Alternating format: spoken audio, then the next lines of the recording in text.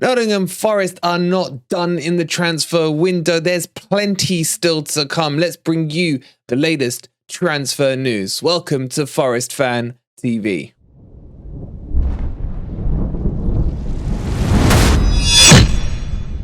Good morning, good evening, or good night, wherever in the world you are, whatever time of day you're watching this. Hope you're having a wonderful day, and welcome to your latest Forest transfer news. In today's video, we are going to have talks about this dude. We're going to be talking about 3 different strikers, attackers, should I say, that are linked to Nottingham Forest.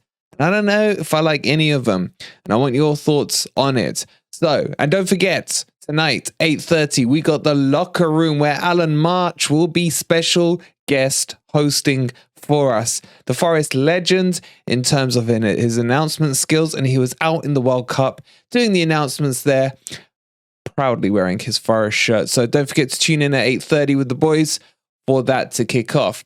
But let's get into the video and let's start talking with the goalkeeping situation. With Dean Henderson out for at least 4 to 5 to 3 years, who knows when it comes to our medical staff, Forest are clearly looking to replace him. Now, the Croatian would be my favourite. I would love to see him come to Forest, and for 10 million, he's an absolute steal. But it seems that Nottingham Forest are setting their eyes on one Keylor Navas from PSG, who is old, let's face it. Which, as a goalkeeper, you can argue, yeah, that's fine. They're like wine, they get better with age and all this stuff. But he's actually not getting better with age. He's getting worse. I saw him in that recent weird friendly thing, and he was atrocious. And I just don't think he's cut for life in the Premier League. The other thing I don't like about him, and it's going to sound heightist, but don't really care, just telling you my opinion, is I feel he's too short for a goalkeeper. And with his reflexes going a little, is he really the right signing? Are we just signing ourselves a South American Wayne Hennessy at half the height? It's going to cost us about 4 to 5 million euros to get him through the door. And it's going to be on a permanent deal. It's not even looking like a loan deal. Would you guys take him is the question I have to you. Because at the moment, he seems to be the front runner over the Croatian, or Vicky Licky as Ant calls him. I still think this isn't a good move. And I still think it screams out that maybe Hendo's injury is a lot worse than the club are letting on. Let me know down below what you think. We'll keep you posted on this one. But at the moment, Navas and Forest are on a collision course. A weird one for me is the link that we've had to yet another Everton player, which is Gordon. Gordon, who was, really hunted down by Chelsea in the summer for about 50 odd million that got rejected, has now been linked to Nottingham Forest. And to be honest, I think he's had a very poor season so far at Everton. And after all, Everton are languishing down in the lower echelons of the league, unlike us. But there are talks, some very slim talks about him coming to Nottingham Forest. I don't know. I don't know. He's not a striker. He's not a winger. I don't think anyone's really sized up exactly where his best position is. You could argue if Chelsea wanted him, is that a good or a bad thing? With the players they've bought and the crazy amount they're spending, I don't think they have a clue in terms of a strategy. So I don't really want to be involved in a player that Chelsea were after. But let me know your thoughts about it. It is only rumorsville. I don't see it happening. But would you be interested in Gordon coming to Nottingham Forest? The one that does seem to have some legs currently is Tete from Lyon. Well, he's on loan to Lyon. And the winger is being chased after by a couple of Premier League clubs, one of which includes Nottingham Forest. I don't know too much about him apart from what he's been doing about Lyon. Look, we've spoken about him last week when we broke the link to you. But this one, out of all the ones mentioned, would be the one that interests me the most. He's a winger. We still, if you argue, some of you will, that Dennis isn't fit enough to wear the shirt, then potentially he could be that left-sided balance we need. But how would he fit in with the likes of Scarpa, MGW, and Jono all vying for these positions?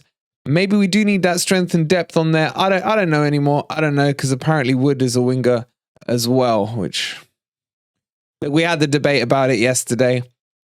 Go check out Go check out the Grumpy Old Reds if you want to see that Wood was actually playing out on the left, if you don't believe me. But anyway, that's a whole other topic. So with Tete, he is one that's a stronger link that I think could happen.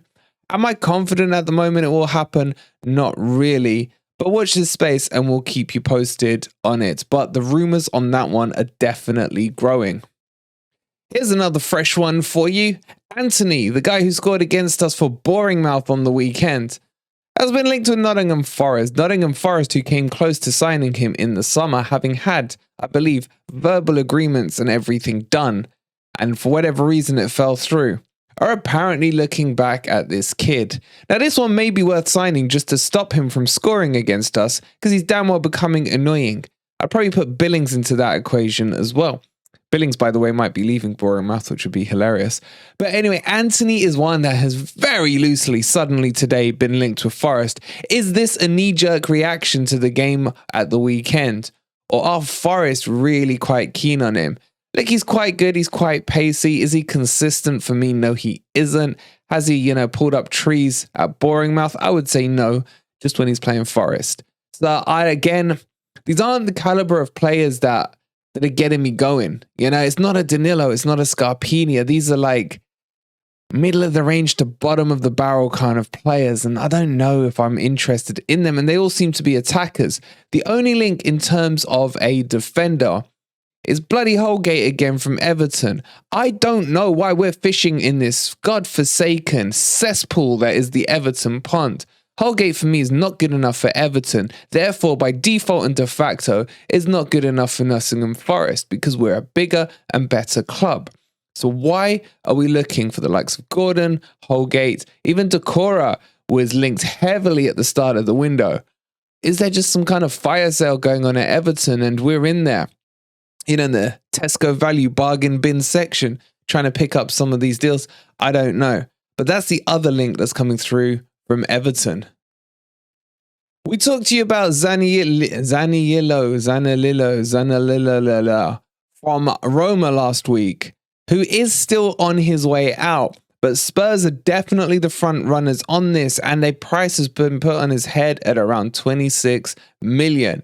The guy is heavily injury prone, but Forest have not given up on the race and are eager to sign him, which kind of makes you question, why did we bother with Chris Wood if we're still looking for an attacker? Although he's not an out-and-out striker, he can play in that position, more renowned for playing in the hole in behind the striker.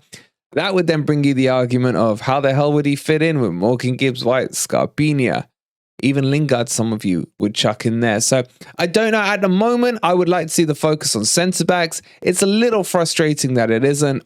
I'm glad to see we're linked to some keepers because I still don't think Hennessy is good enough. I've seen all your comments and replied to a lot of them about Hennessy and give him another chance. This is the Premier League, guys. There's no real sentiment or time for second chances or third chances, etc. A lot of you said he wasn't at fault for the goal against Bournemouth.